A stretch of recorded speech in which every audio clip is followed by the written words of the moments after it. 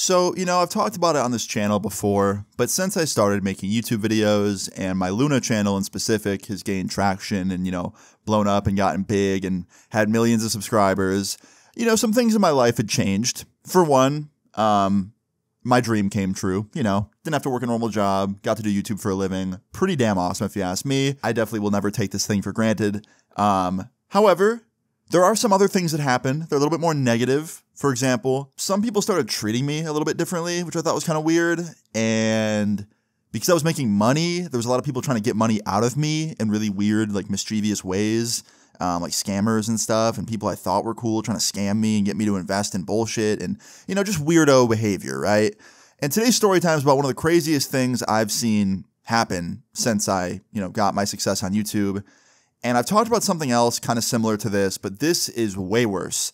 So yeah, strap in. It's a crazy one. Before I jump into that, I just want to say my new song Backseat just dropped. It's pretty sweet in my opinion. If you haven't heard my music before, definitely check this out. And if you have heard it before and you like my music, you'll probably like this one. So I'll put it first link in the description.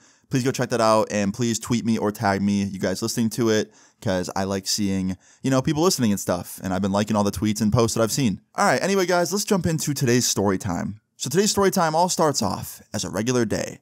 Back in 2016, a wonderful year, a year adored by many. I can't really go one day without seeing that shit get mentioned somewhere about how awesome 2016 was. I'm sure some of you watching this video can relate and know what I'm talking about. Not even just 2016. I feel like 2016 to 2019 was just something special. I don't know. Since then, I'm not saying life's been bad by any means, but there's like a different kind of filter on life since then. So back then, specifically 2016, it was a wild year for me for many reasons. One, I was freshly out of high school pretty much. I just dropped out kind of recently. I was kind of just living it up with my friends, enjoying life. And this takes place in the summer of 2016, which is even more special. Because on top of just life being really, really good, and I was having fun with my friends, my YouTube was absolutely exploding with popularity. This was when everyone discovered me. I was getting between 3,000 to 8,000 subs a day. It was crazy. People were finding me left and right, and I was really happy about it. My dream was coming true, right? Now, some people in my friend group in real life were being kind of weird about it. Most of them were very supportive. Most of them were very cool, and they knew that that was my dream, and they were very happy for me. But there was a select few people that were being kind of weird about it. And when I say weird, I mean acting strange in the sense that they were jealous. You could tell they were jealous. You could tell that they were pissed off that it was happening to me and not them because they didn't put the work in. And they were trying to kind of shit talk me about it. I remember people would tell me that, friends of mine were talking shit behind my back about what I was doing and how they thought what I was doing wasn't going to last and how it was cringe and corny. And yeah, some of my friends that I thought were close friends were shit-talking me behind my back, basically, right? Being haters. Now, I didn't think much of it. I thought, what, fuck them. They're just jealous. And believe it or not, I actually didn't cut them off. I didn't block them. I should have, but I didn't do it. I thought, what? Let them shit-talk behind my back. Let them be haters. Who cares? At the end of the day, I'm winning. I have this thing that they don't have, and that's why they're mad. So I'll just let them shit-talk, and, we'll keep being distant friends, and, nothing will happen, right? Well, little did I know, one of them was a little bit of an extra hater. One of them was a little bit extra jealous, and they were about to do something that I expected no friend to ever do to me. So one day in summer 2016, I'm in my room, right? My video was done for the day. I had nothing planned for the rest of the night, and I wanted to get up to something. I wanted to plan something. I wanted to do something fun. So I hit up one of my friends. We'll just call his friend Jake, okay? I hit my homie Jake up, who was one of my close friends at the time, still is to this day. This story is not about Jake. But I hit Jake up, and I was like, yo, man, I have nothing planned tonight. I'm bored as shit. You want to come over, maybe hang out for the night, maybe sleep over or something? And he's like, yeah, bro, I'm 100% down. Only thing is, I'm with Jay right now. Can he come with me? Now, Jay was one of those people I just talked about earlier. He was one of those people that was shit-talking me behind my back, and I caught wind of it, and he was, being jealous and being kind of weird. And I can't lie, I didn't really want Jay at my house sleeping over, because I just had been hearing lately that he'd been shit-talking, and I didn't trust him. But I thought about it for a little bit, and I was like, you know what? Fuck it. Maybe what I'm hearing is just rumors. Maybe he's not actually talking shit behind my back. Maybe Jay is really cool. Let me give him a second chance. So I said, sure, bring him with you. And about an hour later, they both came over. So Jay and my homie Jake were at my house hanging out, right? And they were going to sleep over. Now, for most of the time, it was great. Most of the night we were just hanging out, playing games, kicking it. At one point, we left my house. We went to this skate park nearby and we skated for a little bit. And life was good, Now, later that night, when we got home and it was time to go to sleep. At this point, it was probably like 4 or 5 in the morning. I'm drifting off in my bed. Jake is in like the recliner chair in my room. He's reclined all the way back. And Jay is on the floor laying on a sleeping bag / like air mattress thing that I had. And yeah, they're just all laying down, drifting off. So am I. And I made a mistake.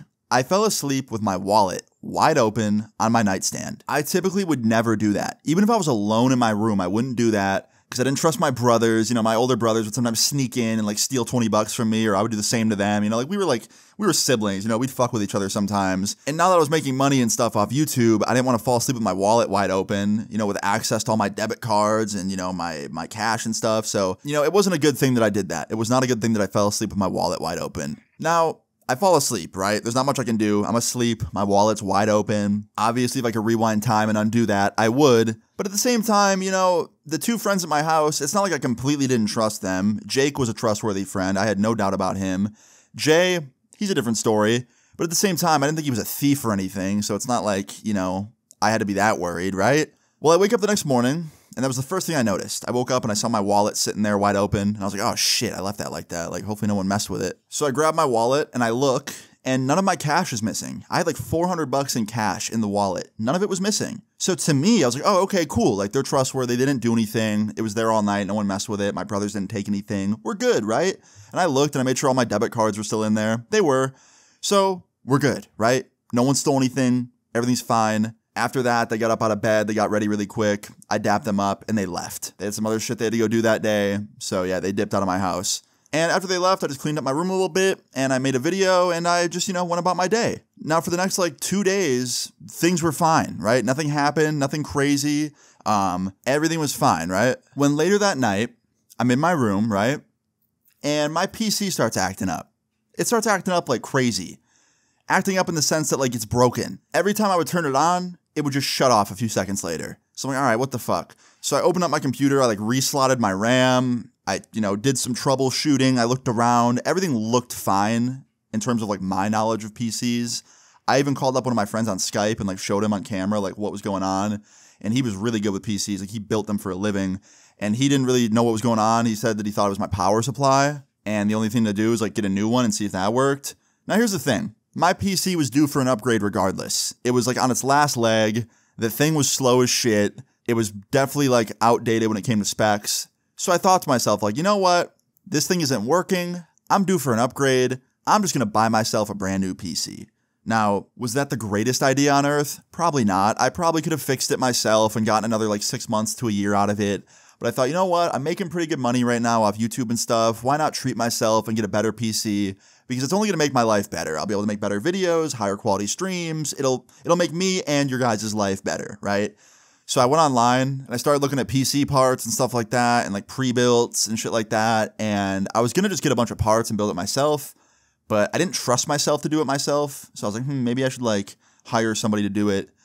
So after like looking for about an hour or two, I thought, you know what? Fuck it. I'm just going to buy a pre-built. I know that's controversial to some people. Some people hate pre-builts. I don't know. I've used them. I've had good experiences with them. Then again, I'm not doing insane gaming like some people do. I just play like really basic shooters. Whatever. This isn't the point of the story. I find this pre-built, right? It's like $1,000. At the time, it was pretty damn good for the specs that it was. Like the price was decent, right? So I thought, okay, fuck it. I'll buy it. Now I just type in my card details. I put in my address and I click place order.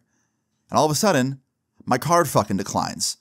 Now, I'm not proud to say this, but back in the day, I kept a lot of money in my checking account, which is really stupid to do because if your card doesn't have a limit on it, or like at least a low limit, and someone steals your card, they can spend all the money in your checking account. It's a lot smarter to keep your money in an account like a savings that doesn't have a debit card linked to it, and then when you need to buy something, you transfer money over to the checking account and buy it. Because that way, if someone steals your card, they can't blow through all your money, right? Well, yeah, I go to buy this PC and my checking account card, like my debit card, it declines. And I thought, that's weird. I know that I have money in there. Specifically, I knew that I had like $12K in there. I had $12,000 in that account, right? And I was like, shouldn't be getting declined on a $1,000 purchase, right? So I open up my bank app and I sign in. And it says I only have $2,000 in there. Now, $2,000 is still enough for the PC, but it was not what I had in there originally. So immediately I click on my transactions and I see a bunch of shit that I did not buy. I see $1,000 at the Apple store, so brand new MacBook or something. I see $1,000 on this like reselling website that sell like hypebeast stuff like Jordan's, Supreme. I saw like $500 on this one website that sold consoles, like Xbox consoles and stuff. So I'm like, okay, someone's on a fucking spending spree with my fucking debit card right now. So immediately I call up my bank, right? And I was like, hey, someone stole my card or like got the number somehow. Cause I have the card in hand, but like people are buying stuff with it online. And this girl's like, oh no, like let me look into that for you. Like, what's your name? What's your social security number? Like, what's the last four of your card? And she's looking up my details, right? And when she pulls up my account, she's like, oh yeah, I can see here that we froze your card due to fraudulent activity. There was a lot of high spending going on, so we froze it because we were suspecting fraud. And I was like, yeah, you could have called me. You didn't have to wait till I reached out. And she was like, yeah, we tried calling you, but we might have an old number. And she reads the number off, and it was an old number. And I was like, oh shit, sorry. She's like, yeah, no problem. So this is definitely fraud? And I was like, yeah. And she's like, all right, let me transfer you to our fraud department. So she transfers me over to this guy, and he's like running through all the transactions with me. He's like talking to me about them. I'm telling him that they're all unauthorized. They're not made by me. And it tallied up to like just over $10,000, right? And I was in fucking disbelief. I was like in shock. Because don't get me wrong, I was doing good on YouTube at the time, but $10,000 is a lot of money. That's a lot of fucking money. I don't care how much money you make. That is a lot of money to lose at once, right? So I'm freaking out. I thought I was screwed. And in my head, I'm not even thinking about who did it. I didn't even think about the fact that I fell asleep with my wallet unattended that night. I was just thinking like maybe I got scammed on the internet or something. Maybe someone got my card details through like a data leak. I didn't think much about someone in person doing something. So anyway, after I talked to this banker for like a good 30 minutes and like, you know, told him that it was all fraud, he was like, well, the good news is we caught it really early. Like, it's good that you saw it when you did because a lot of these transactions aren't even like posted yet. We should be able to help you here. So after this, he ends up like escalating it to some other guy, some like higher up case manager. And for the next 2 days, I'm just playing the waiting game, right? I'm trying to figure out if I'm getting my money back, blah, blah, blah, blah, blah, right? And come to find out, a couple days later, I got my money back. Yeah, most of the transactions were like pending, so they were able to like reverse them and cancel these orders, right? Because a lot of them were online orders. I think pretty much all of them were. So after I got pretty much all of my money back, I think there was a few transactions like slipped through the cracks and like I still lost probably like $500, but most of it was back. I started thinking like, okay, who did this, right? And I remember the bank people were literally asking me like, do you know who might have done this? And like, you know, they were trying to like get some info about it. And I was like, no, not really. Because at the time, I didn't even think it could have been someone I knew. And like they had like the fraud department looking into it. And based on what they were telling me, all of these orders, like these online orders, were all like ordered to like different addresses and stuff. So whoever was doing this, they were probably a really, really good like scammer / hacker nerd, and they were using multiple addresses to like, you know, not get caught, or multiple people had my card. That's what the bank people were telling me. And it kind of just seemed like we weren't going to find out who did it. Like whoever was doing this, they were good at what they were doing. They were good at being fraudulent. They were good at not getting caught, right? So I didn't really push the issue too much. I probably could have called the police and filed a report and gotten like, you know, a real fraudulent, you know, case on my hands and tried to pursue this guy, whoever it was. But I really had no leads. At least I didn't think I did at the time. And then, like 4 days later, right, after I had my money back, after everything was kind of like settled for the most part, and things were like kind of back to normal. By the way, I also had a new debit card at this point. They gave me a new one.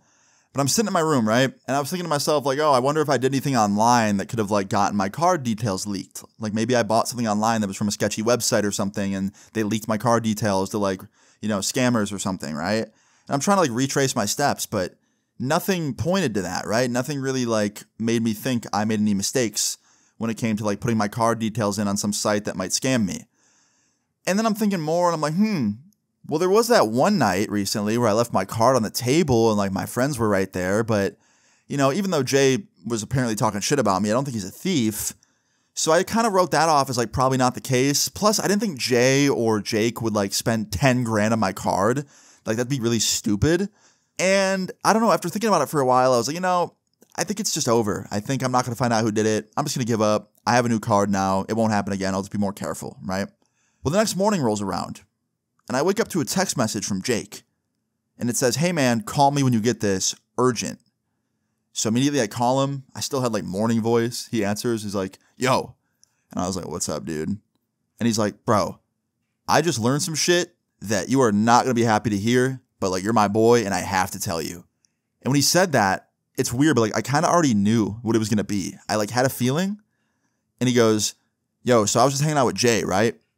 And tell me why he just admitted to me in the car that he stole from you. He said that he like ran up your card. He like took pictures of it and he ran up a bunch of transactions.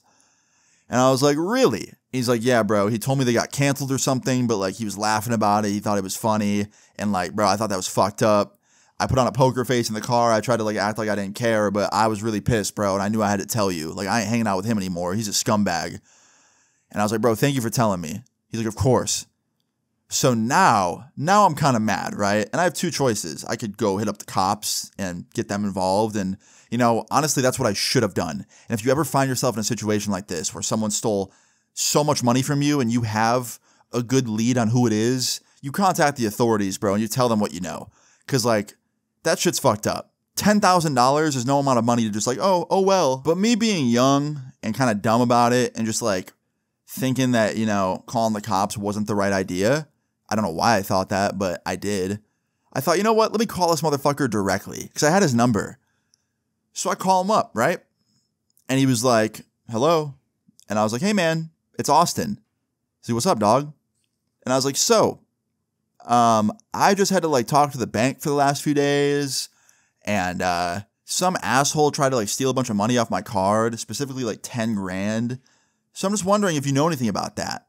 Does that ring any bells? He's like, what? No, bro, I'd never steal from you. Just lying through his teeth, right? And I was like, really? Because the bank looked into it, and one of the transactions comes back to you. Now, that was a complete and utter bullshit lie. I just lied to see if he would, like, you know, admit that he did it.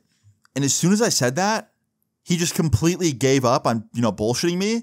And he was like, all right, bro, listen, I promise. Like, I promise. I felt so bad, bro. I felt so guilty as soon as I did it.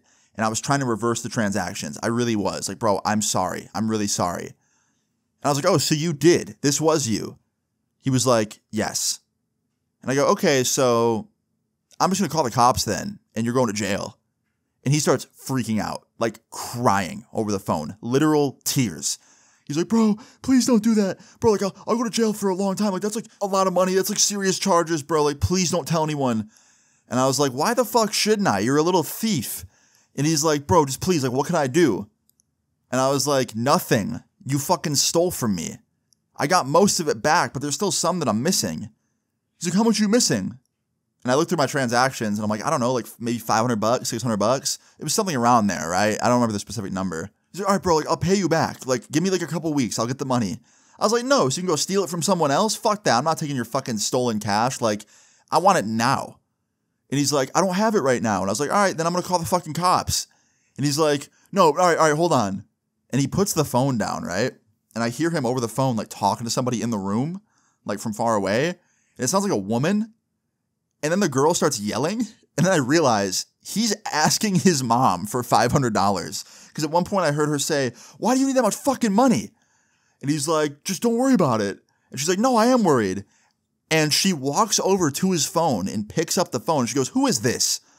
I was like, this is Austin. And she goes, do I know you? And I was like, yeah, I went to school with your son. And like, he's a friend, kinda. He stole from me a lot of money. And she goes, what? How much? I was like, $10,000. And she goes, what the fuck?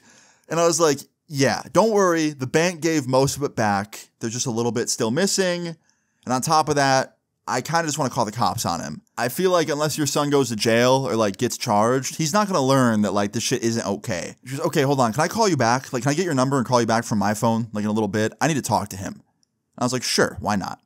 So I give her my number. She writes it down and she hangs up, right?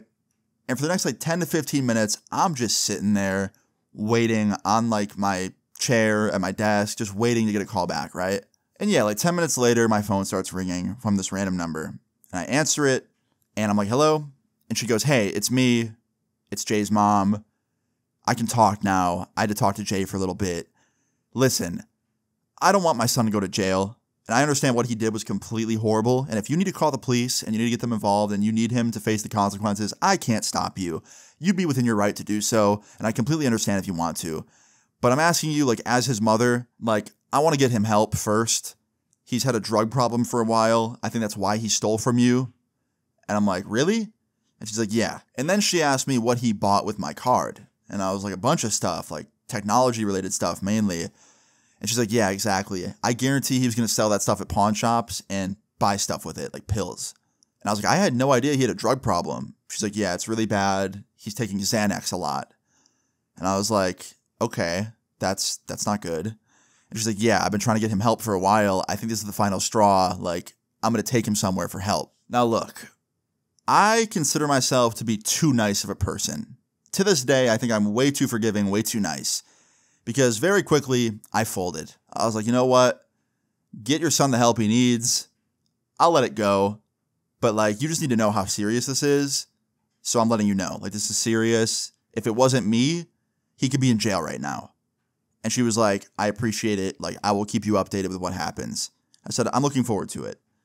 And she wasn't kidding. Because literally a week later, she calls me on FaceTime. And she's telling me about how he's in, like, a inpatient, like, rehab facility. And how, like, she's going to visit him every day and, like, he's in there, like, getting off drugs. And I was like, that's great news. Like, I'm really happy to hear that. Like, I'm glad he's getting help. And she was being super thankful that I, like, gave her the chance to get him help instead of just, like, trying to get him thrown in jail. Because she said if he got thrown in jail, who knows what would have happened, you know? Like, he could have started withdrawing and having seizures and, you know, he might have, like, gotten worse. I don't know, right? Like, who knows what would have happened? And she was thanking me about, like, you know, being forgiving. And I was like, of course, it's fine. And she was like, look, I want to right his wrong still. Would you accept a check from me? And I said, absolutely not. I'm not taking his mother's money for his mistake. Absolutely not. I was like, look, when he gets out, make sure he gets a fucking job, and then he can pay me back. I'm not about to take money from his mom. And she goes, okay. So fast forward some months later, right? 3 months, 4 months later. I'm not even thinking about it at this point.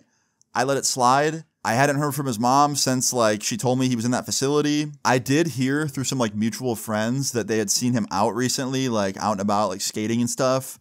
So as far as I knew, he was out and he was living his life again and hopefully doing better. But I can't lie. There was a part of me that was kind of pissed, right? I was like, yo, I, like, forgave him. I let him get away with trying to steal 10 grand from me. And all I ever got was, like, one phone call being like, hey, my son's in rehab. Thanks for forgiving him. And that was it. I didn't get any more updates, didn't, you know, get any updates on if I'd get my little bit of money back. I was kind of pissed about it.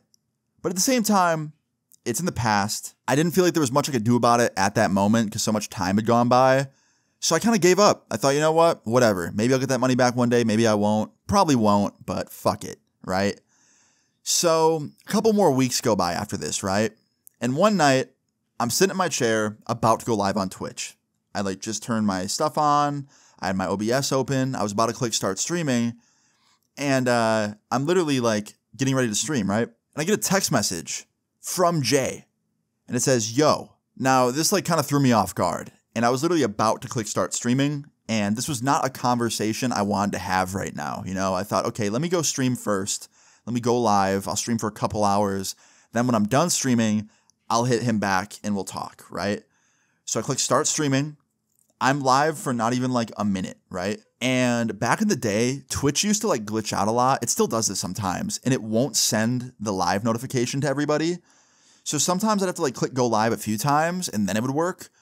So the first time I clicked start streaming, nobody joined. It was like 5 people, right? Like no one was in there.